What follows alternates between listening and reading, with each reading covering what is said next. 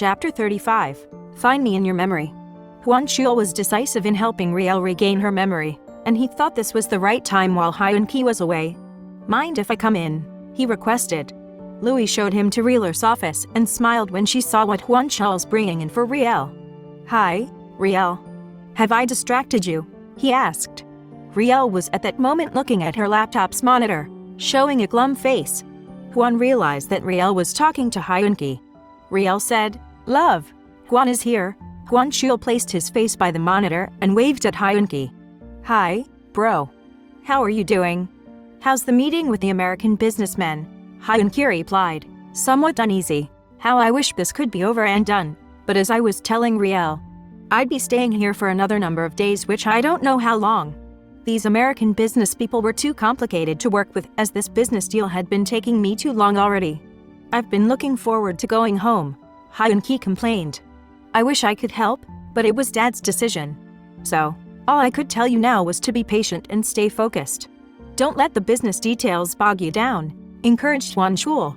Then suddenly, Riel was annoyed and asked with furrowed brows, "And who was that lady always coming close to you, her hand on your shoulder and almost touching your face with hers?" asked Riel in an irritated tone. Hyun-ki turned around, smiled, and commented, "That was Kim Yoon. She was assigned to me as my secretary because she was fluent in English, making it easier for American people in business to bridge the language gap between us. Don't be bothered, babe." Then Riel continued, "Then why was she showing me squinted eyes as if annoyed by me? Like getting jealous? Was there something you're not telling me, Mr. Han? Whoa. Don't go that far, babe. It isn't constructive. Don't you trust me, sweetheart?" asked Hyun-ki worriedly. "I've been missing you since you left, and I am trying to be patient waiting for you. Stay focused so we can be together soonest, love. No monkey business. I'm warning you," threatened Riel. Hyun-ki laughed, smiled, then said, "Remember, babe, you're the only queen of my heart. No one can ever replace you. I love you, and I'm getting crazy missing you. I have been missing you already, babe. Since day one, I've wanted to hold you, have you around me, but it seemed months. Your face and voice would be enough to keep me going. I love you, babe. I'll see you very soon," Hyun-ki said in a yearning tone. Then both decided to end the video call. Riel looked unhappy but smiled suddenly when Huan Chul handed her the red rose. "Oh, Huan, you do know how to please me, huh?" "I don't know why red rose usually makes my day," remarked Riel surprisingly.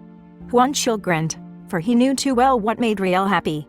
At that moment, Huan Chul took the chance to invite Riel for lunch at the restaurant they usually hung out during their college days. He thought this might help Riel pick up her memory piece by piece. Riel gladly accepted his invitation. While driving along their way to the restaurant, they passed by the university they graduated from, and Riel proudly talked about it. "Oh, Huan, look at the university I graduated from. I felt proud of its merit, inclusiveness, innovation, and creativity, which have allowed us to pursue all ideas. I truly enjoyed my studies there. You should also know I graduated from that university and was a varsity player during college," reminded Huan Chul with a glum face. If only she could remember. He sadly mumbled, "We were both graduates from there." "Really? But why were you not familiar to me when I almost remember those your brother invited to your party, Jerry?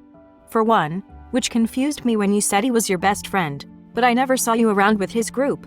Riel looked at him inquisitively. Riel continued, "Aha, maybe you were the shy one who never mingled. Or maybe because you were Korean? The language barrier. I suppose." Huan Chul couldn't react better than a smile. He said in his thoughts, "If only you could remember." Then Huan Chul parked the car going to the restaurant they usually hang out. Huan Chul asked, "Are you familiar with this place, Mari? I mean, Riel? We usually come here to eat." Riel looked around with furrowed brows, thinking deeply. "Yeah, it looked familiar to me." Riel was looking around when she recalled a painting posted on the wall. "Yes, I remember that painting. It was from that corner where Nancy and I with other friends usually sit," she recalled confidently. "And who were the other friends you talked about? Don't you think I was one of those friends who belonged to your group? Nancy, Wilson, Jerry, Amy, Aaron, Mina, and I. We were a nuisance to others because we always talked and laughed loudly. Was I right?" Riel stopped, sat down, and began to think. "Why do you always insist that you are with your group, Huan? I couldn't figure it out. You confused me. Okay, I'll let it pass. But remember, Mari, you still had your amnesia. I hope you can find me in your memory, and I will keep on helping you get back your lost memory." Huan Chiul was desperate. As they talked, a group of boys in a maroon uniform came in. They were having fun, joking, and talking boisterously that Riel came to notice them, until she got lost in herself. A recollection of the past came to her vision, similar to this group in maroon coming in, cheering for their win, and every student present was giving them a big hand, followed by the yellow uniform team. The crowd seemed to rouse a frenzy situation. Then suddenly, images in Riller's vision appeared. She felt like she was there witnessing a fight between the maroon and the yellow uniformed players, and seeing the picture of Huan Chiul pushing a guy in a yellow shirt, a big commotion startled her. From that vision, she saw these players going against each other until Huan Chiul fell to the ground. She felt terrified and called out softly the name, Chiul. Huan Chiul looked at Riel, and she looked shocked that she held Huan Chiul's hand, feeling cold. He was troubled at how Riel looked, her face pale and sweating while holding her cold hands tight, and said, "Mari, what's the matter?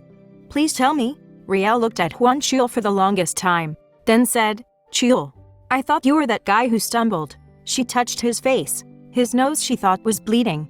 You were bleeding. Chiul. I was terrified. Riel stammered with fear. "I am here, Mari. I'm okay. You must have been affected by their hysteria. Let me get you some water."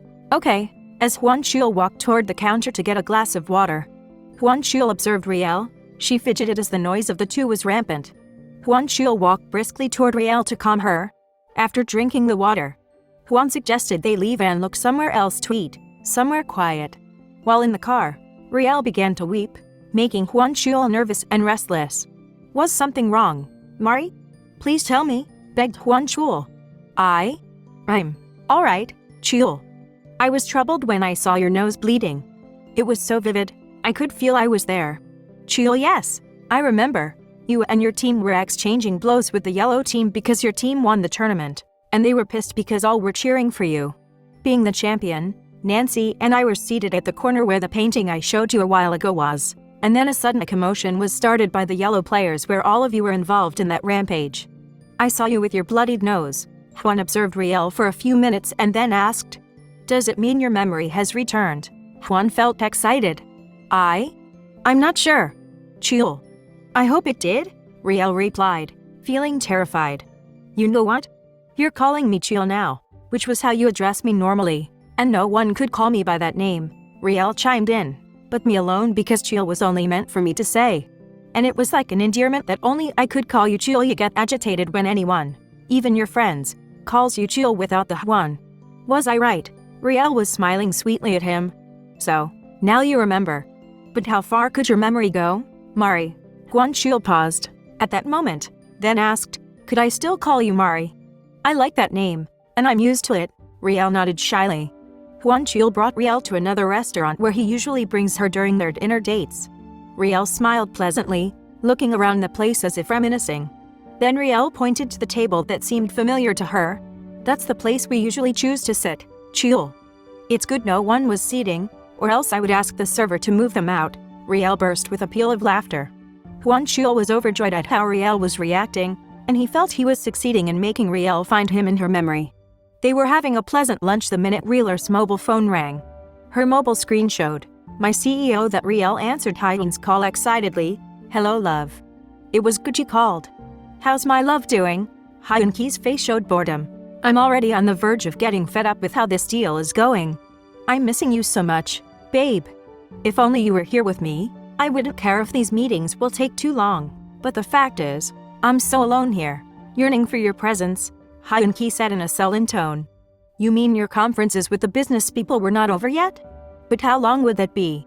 Hyun Riel felt disappointed and listless. "I am thinking of ending it sooner.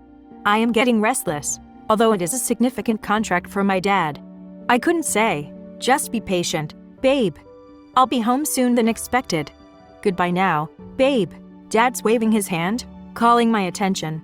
"I love you." Then the call ended abruptly. Then another call came in. It was Wilson, and his voice was exuding excitement. "Hello, Riel.